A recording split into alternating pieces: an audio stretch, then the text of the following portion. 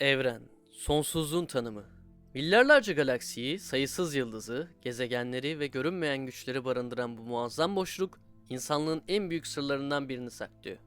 Yıldızların arasında parlayan umut kadar, evrenin sonunun karanlık bir yıkım olabileceği düşüncesi de var.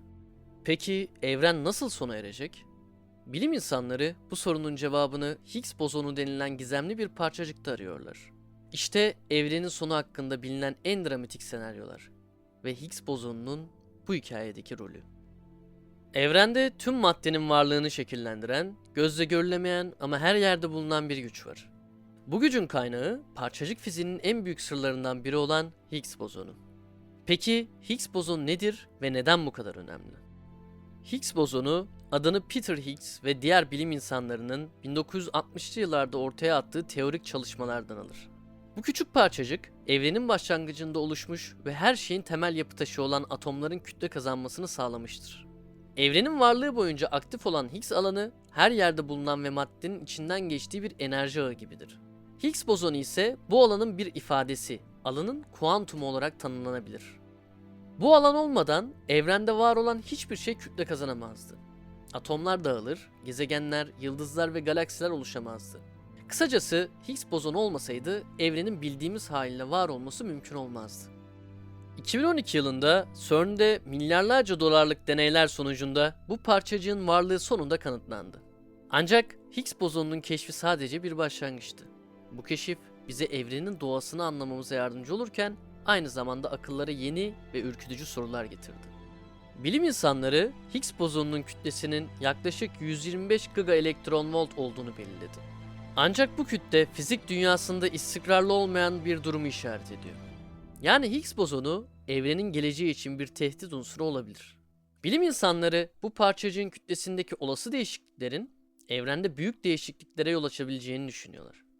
Eğer Higgs bozonunun kütlesi zamanla değişirse bu durum negatif enerji içeren ve evrenin dengesini tamamen bozabilecek bir balonun oluşumuna neden olabilir. Bu balon ışık hızında genişleyerek evrendeki tüm maddeleri ve enerjiyi bir anda yutabilir. İşte bu evrenin ani ve dramatik bir sonla karşılaşabileceği anlamına gelir. Bilim insanları bu duruma vakum çöküşü adını veriyor. Bu olay gerçekleşirse evrenin varlığı bir an içinde sona erebilir.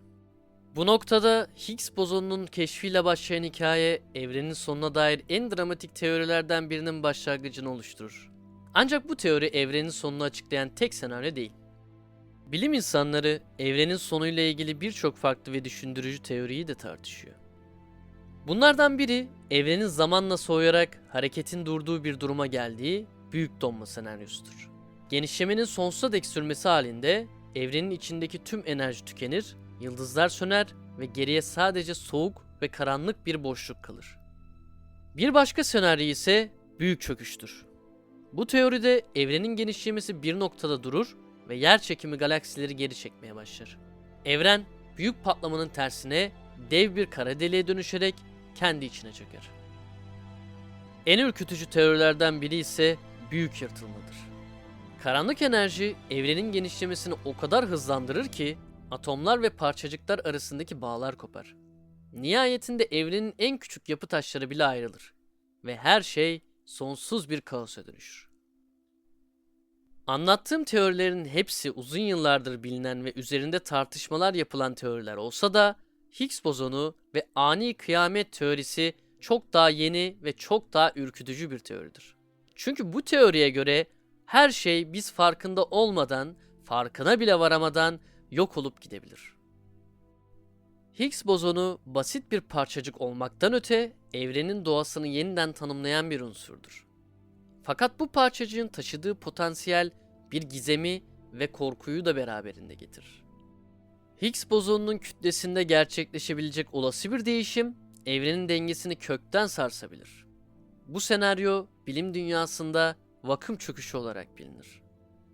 Peki vakum çöküşü nedir? Basitçe anlatmak gerekirse evrenin şu anki hali sahte vakum olarak tanımlanır. Bu evrenin istikrarlı gibi görünen ama aslında enerjisel açıdan daha düşük bir durumda olduğu anlamına gelir. Higgs bozonunun kütlesindeki bir değişim bu sahte vakumun gerçek vakuma geçişini tetikleyebilir.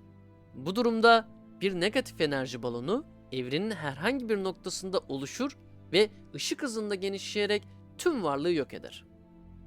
Bu balon karşısına çıkan her şeyi, galaksiler, yıldızlar, gezegenler, hatta atomların iç yapısını bile yutar. Bilim insanları bu olayın evrenin fizik yasalarını değiştireceğini ve zamanın, uzayın ve maddenin sonunu getireceğini düşünüyor. İşte bu, evrenin ansızın ve kaçınılmaz bir şekilde sonu ereceği anlamına gelir. Bu teori, evrenin sonunun şu anki yaşam döngülerimizin ve bilimsel anlayışımızın ötesinde anlık ve geri döndürülemez olabileceğini gösteriyor. Evren, bir gece yarısı ansızın bu karanlık sonla karşılaşabilir. Ve tüm varlık, zamanın sonsuz karanlığına gömülebilir. Ancak bilim dünyası bu tür teorilere karşı daima temkinli. Higgs bozonunun kütlesindeki değişikliklerin bu tür bir sonu tetikleyip tetiklemeyeceği henüz kesin değil.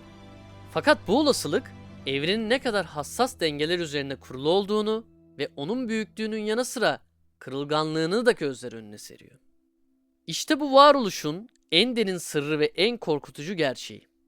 Evren sonsuz gibi görünse de bir gün yok olabilir.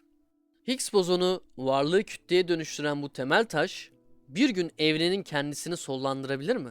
Bu sorunun cevabı belki de hiçbir zaman tam olarak bilinmeyecek. Fakat şu kesin. İnsanlık yıldızların arasında sadece küçük bir an. Sonsuzluğun gölgesinde parlayan bir kıvılcım. Peki ya siz? Evrenin bu karanlık son senaryosu hakkında ne düşünüyorsunuz? Bir gece ansızın her şeyin son bulabileceğini bilmek sizi nasıl etkiliyor? Bu evrenin sırlarını, bilimin gizemli kapılarını ve insanlığın varoluş hikayesini birlikte keşfetmek büyük bir ayrıcalık. Her yeni videoda, her paylaştığımız bilgide birlikte büyüyüp gelişiyoruz. Kanalımız yalnızca izleyenlerin değil, aynı zamanda katkıda bulunanların oluşturduğu büyük bir topluluk. İşte bu yüzden kanalımıza olan desteğiniz bizim için her şeyden daha değerli. Abone olmak, bu topluluğun bir parçası olmanın en basit ve etkili yolu.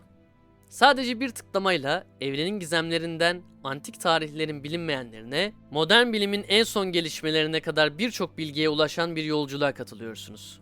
Ama abone olmanız sadece sizi yeni videolardan haberdar etmekte kalmaz. Bu topluluğun daha da büyümesine yardımcı olur. Her yeni abone, bu bilgi yolculuğunun daha geniş bir kitleye ulaşmasını sağlar. Videolarımızı beğenmek ve yorum yapmak ise bu evrenin sonsuz soruları hakkında tartışmalara katılmanın ve kendi düşüncelerinizi ifade etmenin harika bir yolu. Her yorum sadece bizimle değil, bu topluluğun diğer üyeleriyle de bir bağ kurmanıza olanak tanır. Sizlerin düşüncelerini, merak ettiklerinizi ve katkılarınızı okumak bu kanalın daha iyi ve daha güçlü içerikler üretmesine yardımcı olur. Ve eğer bu bilgileri, bu hikayeleri başkalarının da keşfetmesini istiyorsanız, videolarımızı paylaşmak, bilgiyi yaymanın ve bu topluluğu büyütmenin en güzel yollarından biri. Bir arkadaşınıza, ailenize ya da sosyal medyadaki takipçilerinize bir videoyu paylaşmak, bu büyük bilgi zincirinin bir halkası olmanızı sağlar. Bildirimleri açarak ise bu sonsuz bilgi yolculuğunda hiçbir yeni videoyu kaçırmazsınız. Her yeni içerik, sizler için özel olarak hazırlanan bir bilgi hazinesidir. Bu yüzden bildirimleri açmak, bu yolculukta her adımı ilk keşfedenlerden biri olmanızı sağlar. Unutmayın, her beğeni, her yorum, her paylaşım ve her abone bu kanalın daha da güçlenmesine, büyümesine ve kaliteli içerik üretmeye devam etmesine destek olur. Bu yolculukta bizimle birlikte olmanız sadece bir izleyici değil, bir destekçi ve bu topluluğun değerli bir üyesi olduğunuz anlamına gelir. Her geçen gün, her yeni video ile birlikte gelişiyoruz ve büyüyoruz. Bu yolculukta sizler olmadan bu başarı mümkün olmazdı. O yüzden eğer bu videoyu beğendiyseniz kanalıma abone olun, bildirimleri açın ve düşüncelerinizi yorumlarda bizimle paylaşın. Bilgi olan bu yolculuğu birlikte devam ettirelim ve paylaşarak bu topluluğu büyütelim. Birlikte her gün biraz daha ileriye gidelim. Esen kalın.